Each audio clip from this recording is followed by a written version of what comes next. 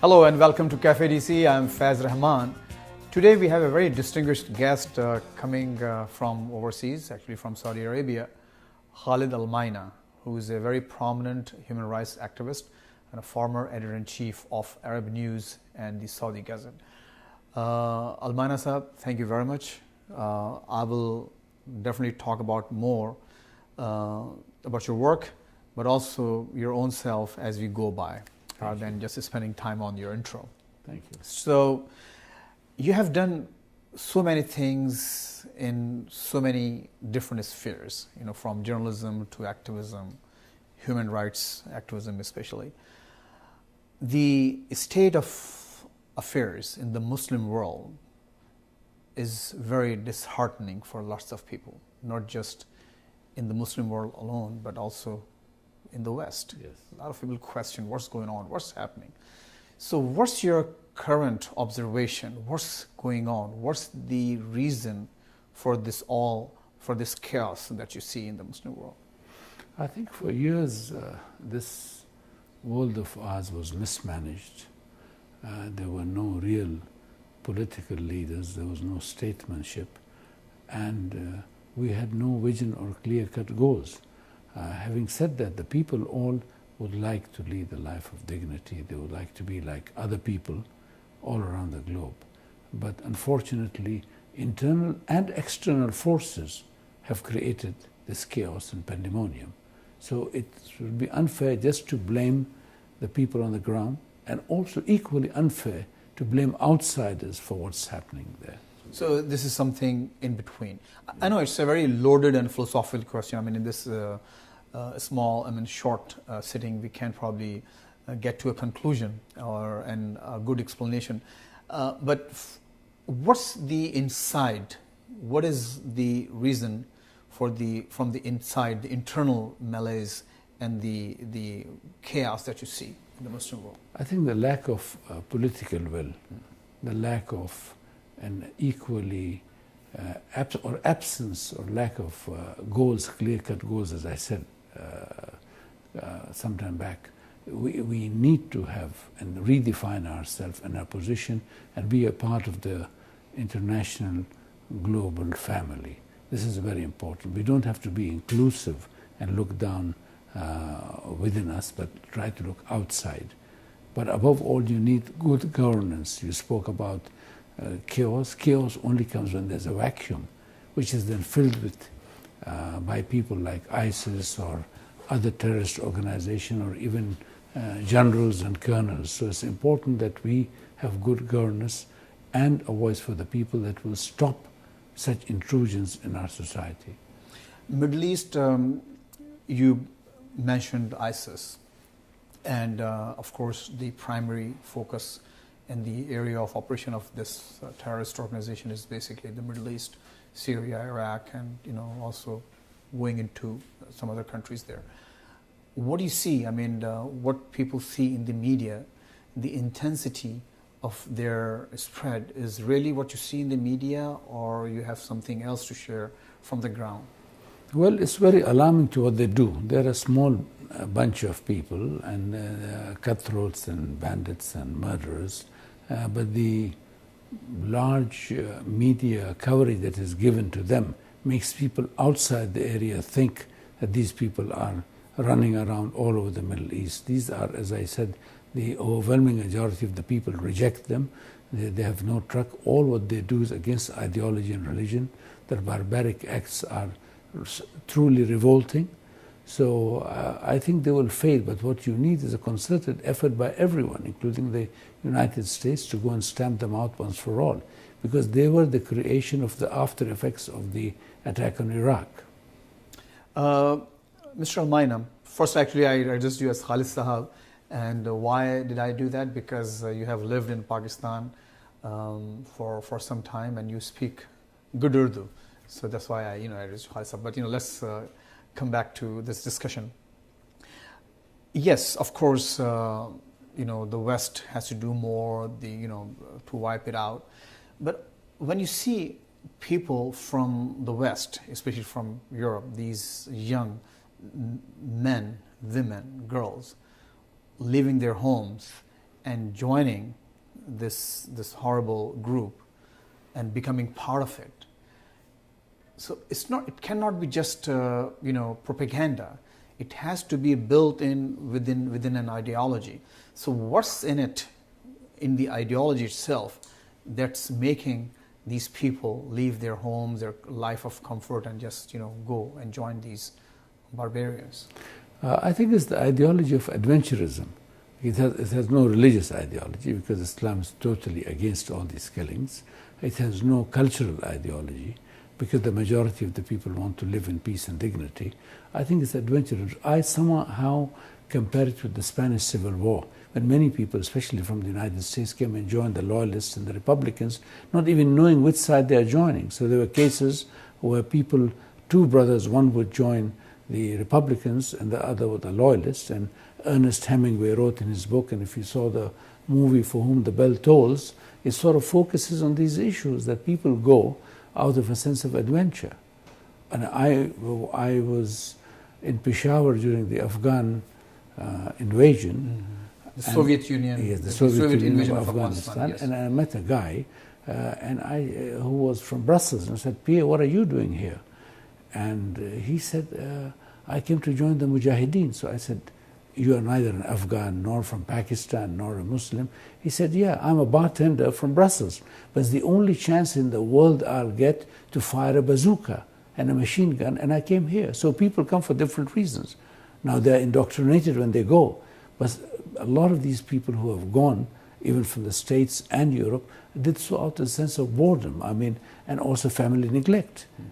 Nobody in his right mind would go with ISS or any other cult or murderous group. Mm-hmm. So yes, on the one hand, Khalid Saab, yes, of course, adventurism is one thing when you see some of these converts, probably, but people from conservative Muslim families, women observing hijab and burqa and everything. So it has to do something more than just, the adventure. They are ideologically motivated. Yes, I could agree with you. There are. So what is it? I think it's a sense of grievance that they have, that the world is out to get them and that they will go fight. And also they've been misled that these people are the true believers. Mm-hmm. And this is why they go and join them. But I sat with 100 young people and I said, "Will you join ISIS?" So they said, "We're not being rude, but are you crazy? Why would we go down there? Well, we aim to carry laptops and iPads rather than go and have a grenade or go and kill someone." But then, of course, there are people where there is a vacuum, a family vacuum, a social vacuum, grievance against the government. And then, of course, this larger thing of the caliphate or khilafah, where they think that this Mr. Baghdadi is going to lead us like the Pied Piper of Hamelin, let the kids outside. So these are some of the issues. But the worst are the ideologically motivated, I said, who cover their faces and believe so. And many who went from Tunis and other places came back. They did? Because they said, this is not our religion, this is not our way of life. What is happening is totally devoid of any humanity. So, yes, ideological, maybe misconceptions, misperceptions, but do you see an effort in the Muslim world, especially in the Middle East, to come up with a counter-narrative to this, No, there is. The Muslim world is not a monolith. It's like the Christian world. There's no a Christian country. There's different ones. And so I don't think so we can sort of put the shoulders. I believe that the Arab states, because the IS and others came from certain areas, so it's the responsibility of the people of the area. The boots on the ground should be Arab boots and not US boots. Let's be very frank about it. And the people should make a drive against these murderers and start up, and you should have the political will and the might and the vision to stop all these things, because they are rolling you backwards. We'll take a short break, and after we come back, when again we're going to talk about basically the narrative. Yes, it's an ideological war. So what are we doing about it? Please stay with us. We'll be right back.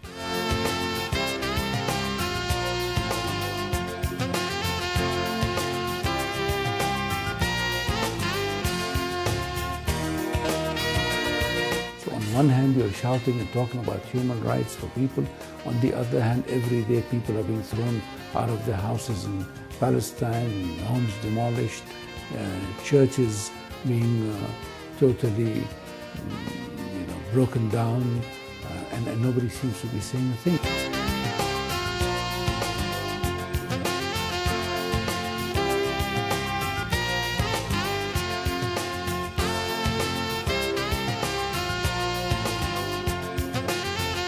Welcome back. You're watching Café DC. I'm Faiz Rehman, and our guest today is Khaled Almaeena, the former editor-in-chief of the Arab News and the Saudi Gazette, and currently a columnist and a human rights activist. He comes here to the States quite often, and we are lucky to have him here in the studios again. Once again, welcome back, sir. Thank you. So let's just, we were talking about the two narratives. Yes, it has to do something with the adventurism, some about grievances, but it seems to the other party, the other side seems to have a very strong narrative which has become so well known worldwide, especially in the West. And my question was to you before we went to break, what the Muslim world is doing about it. And you said it's not a monolithic world, it's not just one entity. But what is it in the ideology that's being exploited by the ISIS, in your opinion? I mean, since you write on these issues so very often and so well, so what's your opinion? I mean, what is it that's so appealing in the narrative? It appeals for them the ideology of struggle against what they see is, they see what's happening in Palestine, they see what's happening around them, they see that whenever anything happens to them, nobody takes care. There's occupation, the attack in Iraq, which now is known to have been the biggest blunder that the United States did, and killed thousands of people. So they use that as a bait to get people there. And then the perception that we as Muslims are always oppressed and suppressed by the same powers who cry and opt for democracy elsewhere and human rights. So on one hand, you're shouting and talking about human rights for people. On the other hand, every day people are being thrown out of their houses in Palestine, homes demolished, churches being totally broken down, and nobody seems to be saying a thing. So the appeal that comes, come join us, we will see that we take care of How about the theological part of it? Do they get any dalil or any reference in the scripture? There is nothing. They never will do that, because I don't think so, because there is nothing. Basically, he didn't even say anything. So where does religion doesn't come to it? Then it has become a business too. You see, when you disbanded the whole army, so anybody who gives you money as a soldier, you are given, you would go have with lots of mercenaries running around. It's all mercenaries. Khaled Sahab, one more question again having to do with the narrative. The media in the Muslim world, especially in the Middle East, do you think, since you also very closely associated with the media, are they doing a good job of coming up with some alternate narrative? Yes.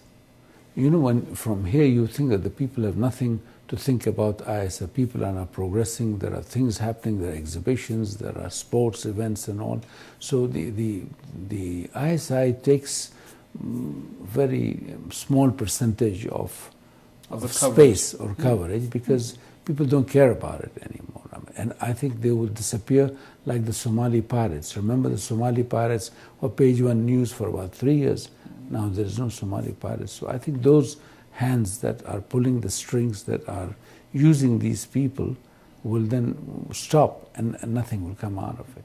It does not mean, however, that one should not notice and one should not take action to see that you eradicate this kind of thing, because it doesn't serve the people. So does it mean that the media at large is ignoring this issue or doing something about this issue? I mean, is it part of the strategy just to, don't put any light on this issue, so it will just go away itself?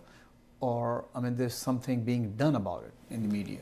Well, there is being the dangers of joining this, the punishment. If anybody from any of the countries goes and joins, it's a 20-year prison sentence.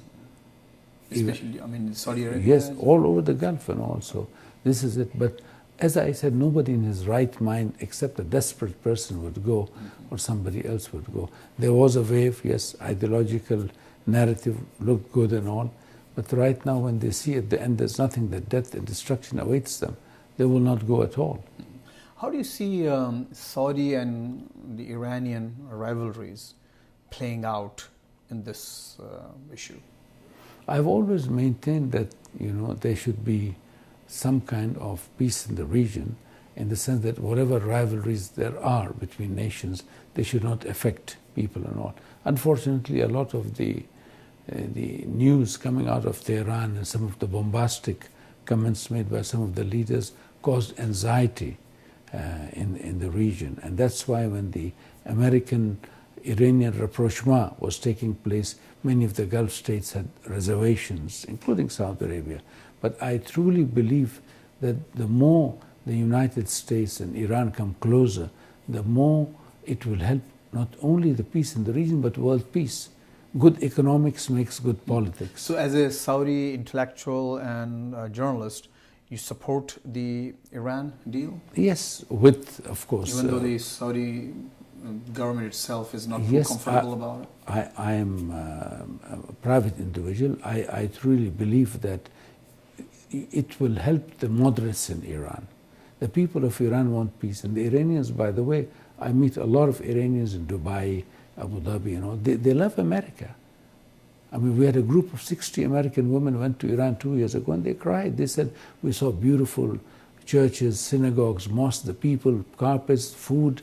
So you see, there are a couple of mean hombres on both sides. And there are people in the United States who don't care for the interest, these Americans, who don't care for the interests of the United States. The interests of the United States, see that there's peace in the region. What do you think, why the Saudi establishment or the government is opposed to this deal? I think, again, the perception and the actuality of fielding proxies like Hezbollah and other organizations alarmed many of the people. And I think the Iranians do really need to polish up their efforts to show that they mean well.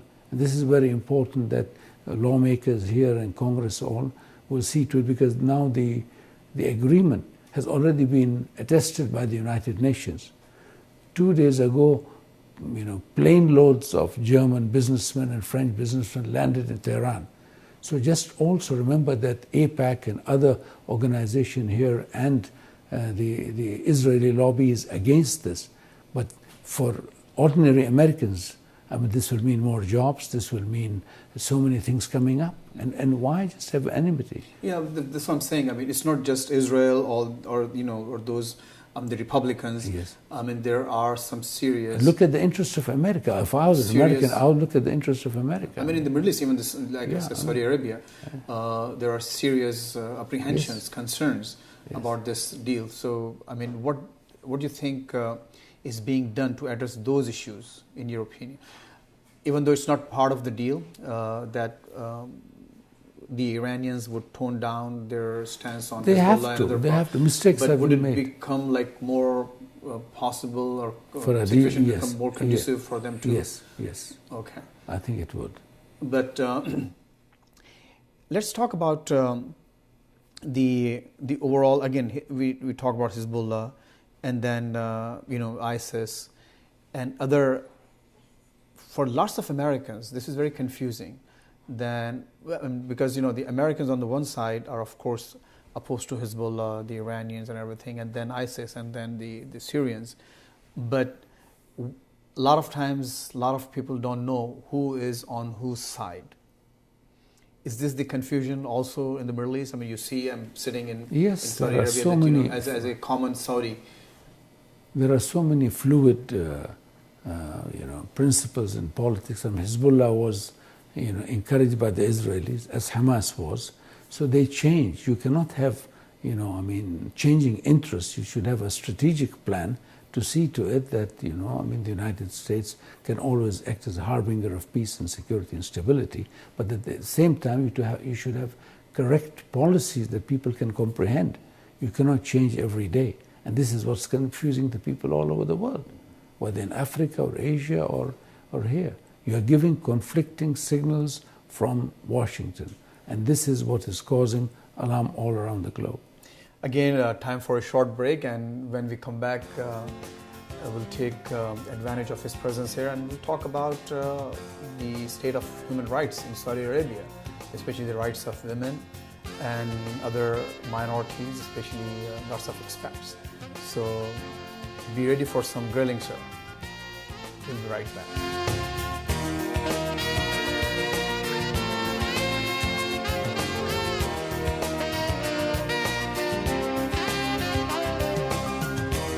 But the idea of the Saudi women being enslaved or back at the back seat, I think that is getting out, because young women, 74% of my staff in the newspaper were Saudi women. My number 2, number 3 women people were, and there were a lot of other men around.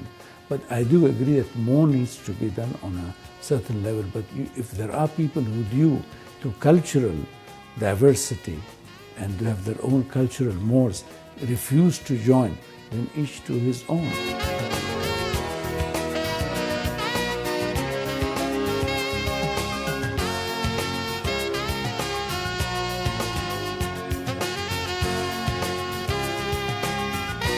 Welcome back.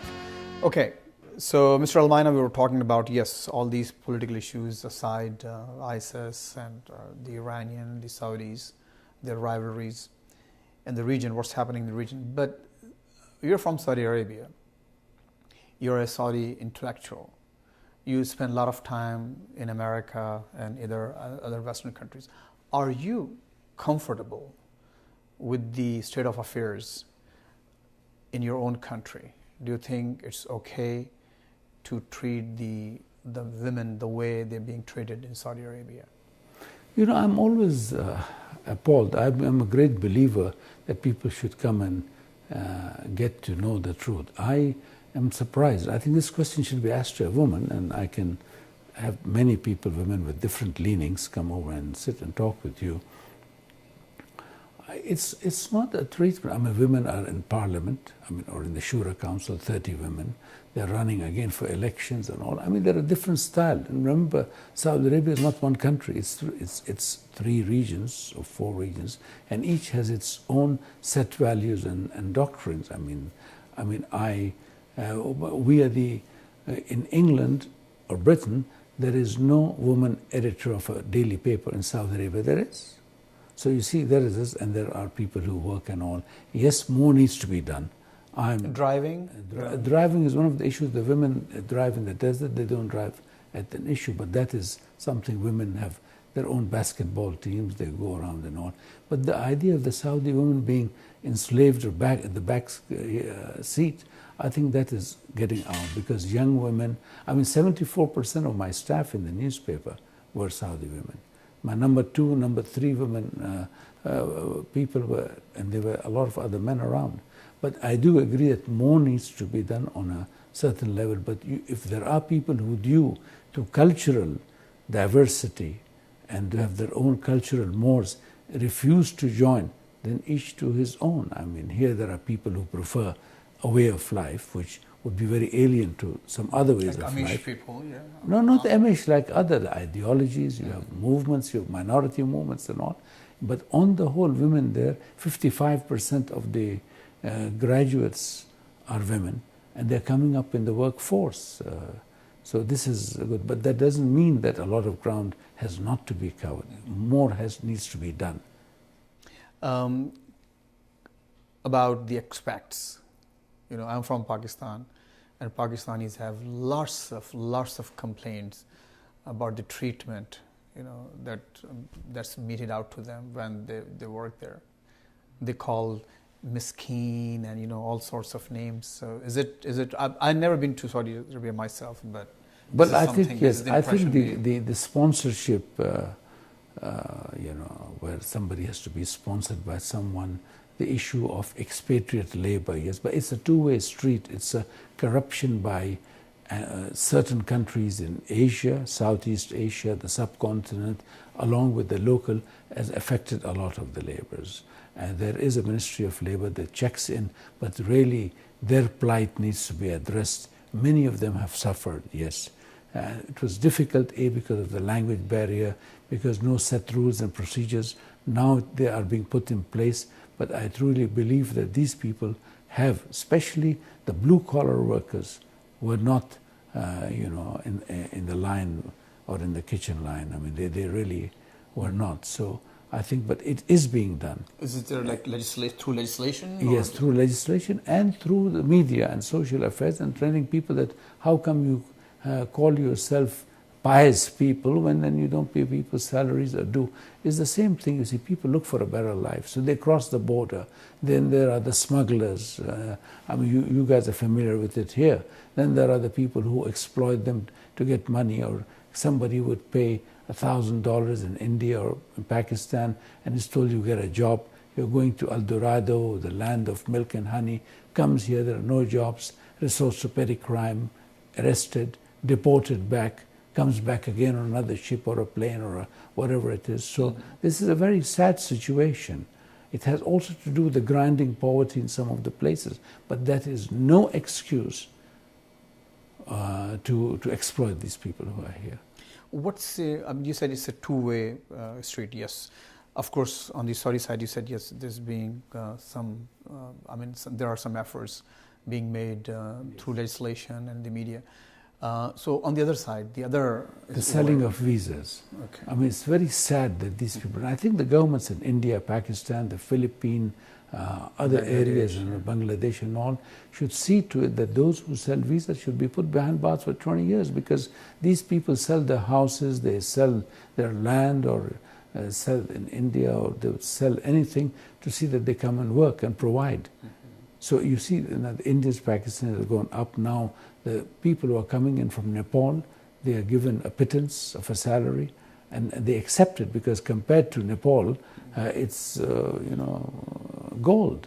But still, there has to be a basic. These agents, they don't pay anything to their sponsors in Saudi Arabia, but when they go back to Nepal, Pakistan, or these countries, they force them, they blackmail them, and they charge them. And I think there should be an international cooperation and drive. Is it something that the Saudi government maybe should raise with these respective governments? They have done. And in all honesty, the Saudi government and the Ministry of Labor and the minister himself, whom I know quite well, has done a lot to do this, where they've made systems in place, but there are always loopholes, and they get through. But how can you control somebody paying money in India or Pakistan? We have no idea. Our interview cannot be complete without talking about Pakistan and Saudi relations. Both countries have enjoyed a very good relationship for a long time, but recently we saw some friction, especially over the issue of Yemen. And then we saw some rhetoric, very hot rhetoric coming out of UAE. And then you saw Prime Minister of India going to the UAE and being treated as royalty. Royal. And then that's perfectly okay, but it was perceived in Pakistan as if it was a payback of their decision not to send troops to Yemen. What's going on? How do you see this equation? Well, I think, the idea that the Pakistanis do not want to send their troops to Yemen can be understood. Pakistan is a sovereign state. The issue that was sort of blurred was whether the troops would come on this side of the border and defend, which I think all Pakistanis, to the last man, would die for Saudi Arabia. This is a known fact, and this is the strength of the relationship. But the idea that they were not going to fight another war, I think that was understood by everyone. Even the Egyptians did the same thing. Mm-hmm. Now, what the Anwar Gargash, the Under-Secretary of the UAE Foreign Ministry, spoke about that, I think that was hip shooting. You cannot, this is a sovereign nation. You can't, just go and make statements. It's the right of the people. And once Parliament, and Parliament, by the way, voted all members of Parliament not to send troops. You see. The Pakistani Parliament? Yes. Yeah. Mm-hmm. Yes. So I think they were right. So is there a good understanding of this position now? across the board in Saudi Arabia? I think yes. I think now it is. Yes. There was some misconception, but not like elsewhere. And then, for a long time, the Pakistanis felt in some elements, maybe the secular and the leftist parties and others, that we are being treated like, slaves, or we are being treated like servants by the Saudis just because they have dollars and money. Yeah. Yes, but that's not the case, because remember, the whole Gulf area would not have been able to progress economically without the contribution of the millions and millions of expatriates who over the last 40 years have come and contributed to the economic well-being of the country. So we owe them a thanks. My last question is about Saudi Arabia. I mean, the big change has taken place. You have a new king, King Salman, after a long rule of the deceased king, King Abdullah. How do you see it? I think he has brought lots of changes. Yes, very quick changes. There are younger people now, elements in the government. There are new changes. There's a paradigm shift. The goals have moved, and I think it's important to be above and on top of events rather than just wait for events. So you have to be proactive. The world is a very dangerous place, and there's no pity for the weak. So you have to be strong, but to be strong also with a moral character. There should be morality in politics. It's not just to say that. It's important that how you be. You cannot go and say 10,000 people died as collateral damage. There's thousands of people died in Afghanistan, or more than that, died in Iraq due to bombings and all. And it's very important that we, and especially the major powers and the regional rich powers, should know this, that you cannot play with people's lives. It's too much at stake. Khaled Almaeena, thank you very much for being on the show. Thank you. Good to have you here. Thank you. Thank you very much for watching this episode of Café DC. See you next week.